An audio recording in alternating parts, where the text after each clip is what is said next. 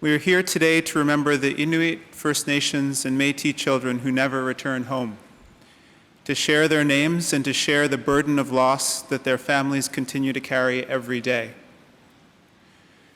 Today's honor and tribute reminds us that all of the horrors of residential schools are not a distant memory. Many First Nations, Inuit, and Métis alive today knew children who died while in residential school. That is how we keep their memories alive, by learning their stories, learning from them, and sharing them with generations to come. 4,000 plus little ones that didn't come home. In some cases, their parents weren't even notified. In some cases, they're unmarked graves.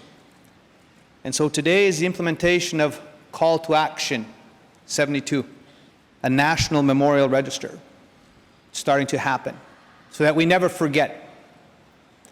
And I've used the word genocide. The residential school system was a genocide of Indigenous peoples, First Nations peoples, forcibly removing children from their homes and inflicting harm and inflicting pain. And we still feel the intergenerational trauma of that genocide. We see it every day in our communities. But now we say there's hope, because it's not just survivors now we want to use, that the people are standing up in this word now, thrivers.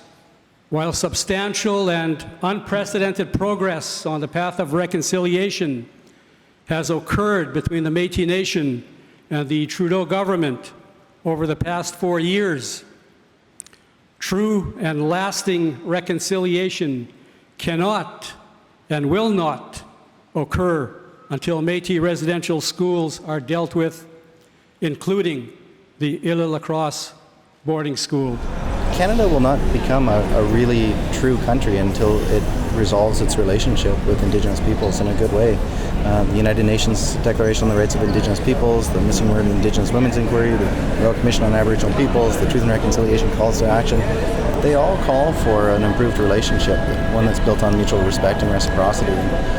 We don't live in that country yet. We live in a country that still is in the midst of a human rights crisis, profound human rights violations. We've got to do better, and we can do better. And I hope that all Canadians feel that if we get this right, we'll be a better, stronger country.